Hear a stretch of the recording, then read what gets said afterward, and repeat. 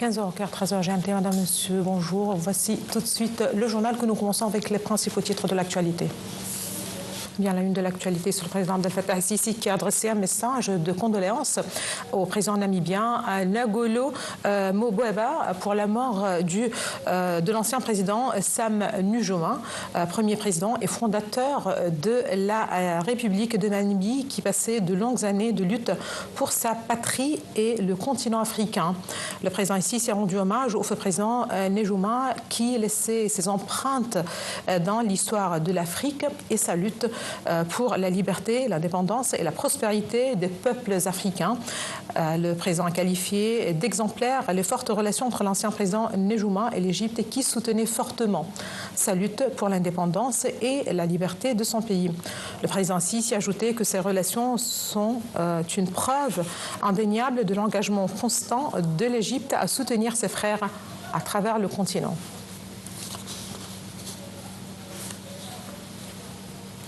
L'Égypte a exprimé sa forte indignation face aux déclarations du Premier ministre israélien Benjamin Netanyahou lors d'un entretien accordé à une chaîne de télévision américaine. Selon le communiqué, ces déclarations sont trompeuses et nulles et non avenues, mais l'Israël opère une diversion pour masquer ses exactions à l'encontre du peuple palestinien et ses tentatives récurrentes de déplacement forcé des Gazaouis.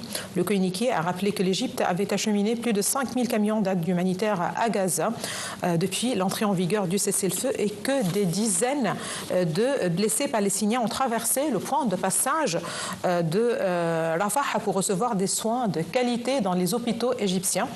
Le communiqué a rapporté que l'Égypte s'était indignée contre la famine et la situation catastrophique humanitaire à Gaza sur le feu depuis le 7 octobre 2023.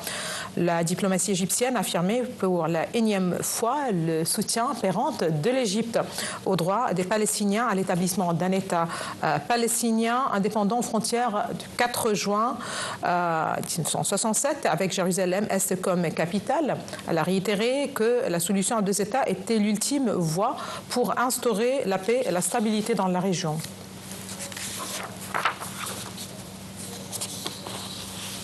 Au début de sa visite à Washington hier soir, le ministre des Affaires étrangères Badr Abdel Ati a rencontré le sénateur démocrate Chris Van Hollen, membre des commissions des relations étrangères et des crédits du Sénat américain.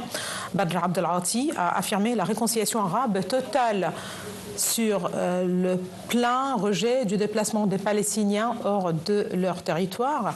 La réunion a d'autre part porté sur les moyens de soutenir le partenariat stratégique entre l'Égypte et les États-Unis. Le chef de la diplomatie a passé en revue les efforts inlassables déployés par l'Égypte pour soutenir la sécurité et la stabilité au Moyen-Orient, notant que le partenariat égypto-américain et la coopération conjointe constituaient des piliers essentiels pour soutenir ces efforts.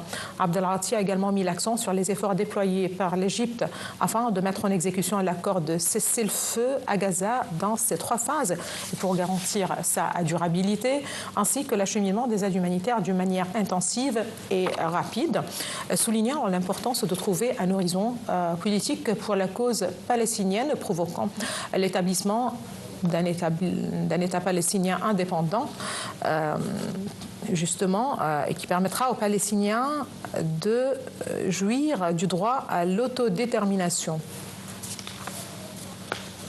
Le journal israélien Haaretz a rapporté selon des soldats de l'armée de l'occupation israélienne que le commandement central de l'armée a élargi les ordres de tir sur le terrain, justement le terrain de Cisjordanie, ce qui a rendu les tirs plus faciles car il n'est plus nécessaire d'arrêter quelqu'un avant d'utiliser la force meurtrière. Entre-temps, les forces d'occupation poursuivent leur agression massive contre la ville de Tulkarem et ces 2 camps pour le 15e jour consécutif.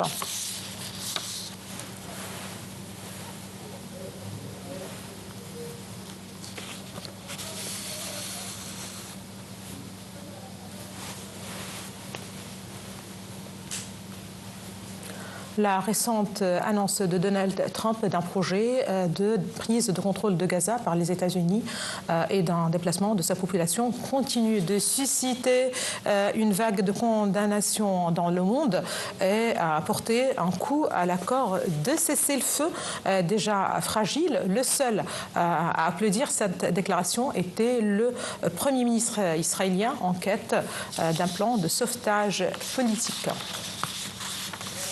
Le Premier ministre israélien Benjamin Netanyahu a qualifié dimanche de révolutionnaire la proposition du président américain Donald Trump prévoyant un contrôle américain de la bande de Gaza et le déplacement des Palestiniens. La proposition de M. Trump d'expulser plus de 2 millions de personnes vivant dans la bande de Gaza et de la réaménager en Riviera a suscité un tollé mondial, en particulier dans le monde arabe et musulman. Le membre du bureau politique du mouvement Hamas, Izzat al-Rashq, a condamné les déclarations du président américain dans un communiqué issu du mouvement, disant que les Palestiniens vont déjouer tous les plans visant à les déporter. Il a considéré les propos de M. Trump comme un reflet d'une ignorance profonde de la nature de la Palestine et de la région, soulignant que Gaza n'est pas un bien foncier, mais qu'il s'agit d'une partie intégrante du territoire palestinien. Quant au président turc Recep Tayyip Erdogan, il a estimé que personne n'avait le pouvoir d'expulser les Gazaouis de leur territoire dévasté par la guerre, rejetant le plan de son homologue américain Donald Trump qui vise à expulser les Palestiniens et à laisser les États-Unis en prendre le contrôle. Quant au chancelier allemand Olaf Scholz, il a qualifié dimanche de scandale la proposition du président américain Donald Trump, prévoyant notamment un contrôle américain de la bande de Gaza et le déplacement des Palestiniens. Pendant ce temps, à Gaza, les forces de l'occupation israélienne ont achevé dimanche leur retrait du couloir de Netzarim qui coupe le territoire d'est en ouest, entraînant d'immenses files de Palestiniens rentrant chez eux au nord comme au sud et à bord de véhicules surchargés de bagages. Ce couloir, établi en décembre 2023, avait été rouvert fin janvier et avait déjà permis à des centaines de milliers de déplacés de regagner le nord du territoire. Bien, le point de passage de Rafah continue de recevoir des convois d'aide humanitaire acheminés vers Gaza au terme des articles de l'accord de cessez-le-feu. Les malades et les blessés palestiniens poursuivent leur afflux à ce point de passage afin d'être hospitalisés en Égypte.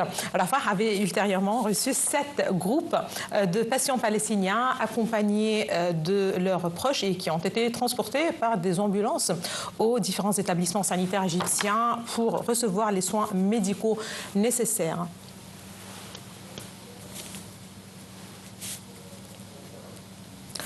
Le président syrien Ahmed El-Shara a annoncé dans un entretien diffusé ce lundi que des milliers de personnes rejoignaient de la nouvelle armée syrienne depuis le renversement de Bachar el-Assad. Le président syrien a ajouté qu'il n'a pas imposé la conscription obligatoire en Syrie, mais a plutôt opté pour l'enrôlement volontaire.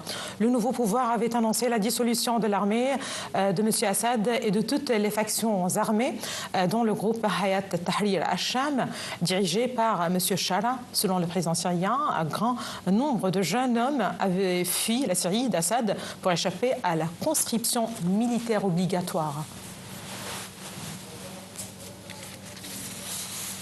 Antonio Guterres salue la formation d'un nouveau gouvernement sous la direction de Nawaf Salem.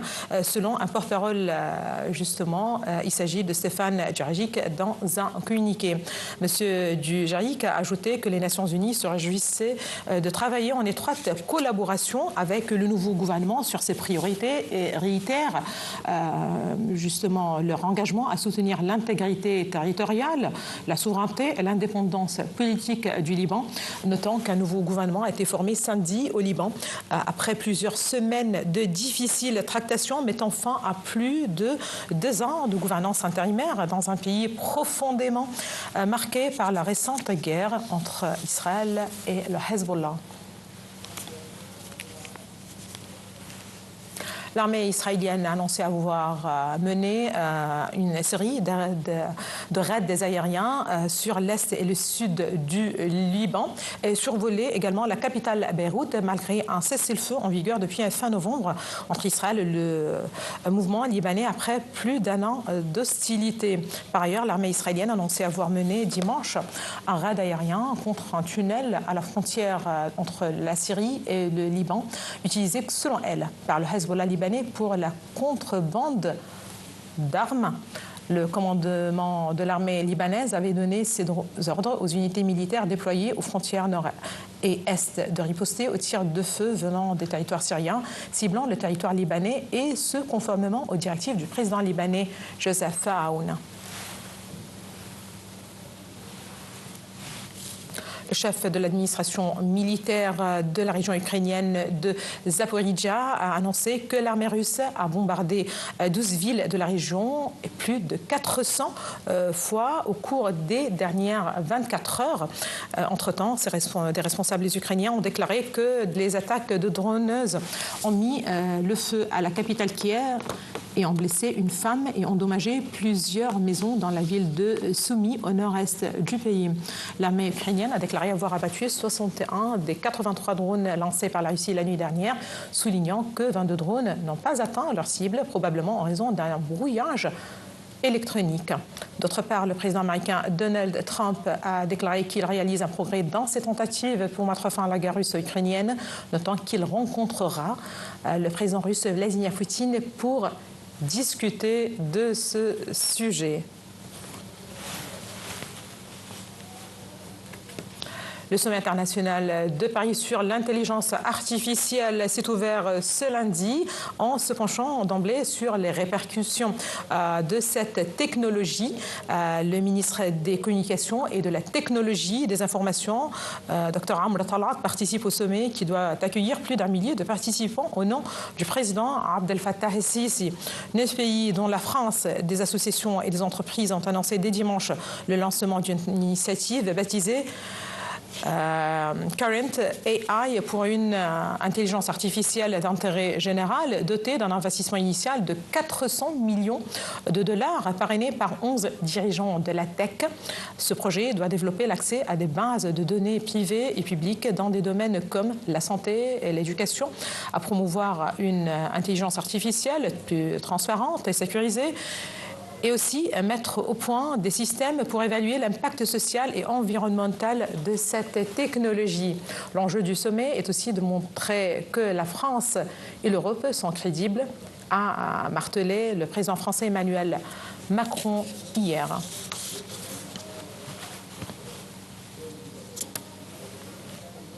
Les forces sud-coréennes et les États-Unis ont entamé des manœuvres conjointes de tir réel à grande échelle près de la frontière intercoréenne en vue de renforcer leur capacité opérationnelle conjointe. Selon l'armée de la Corée du Sud, les exercices qui dureront 3 semaines ont débuté ce lundi au complexe d'entraînement au tir réel Rodriguez à Bouchon, à environ 30 km au sud de la zone démilitarisée séparant les deux Corées. Plus de 2000 soldats participent aux exercices avec plus de 150 pièces d'équipement militaire.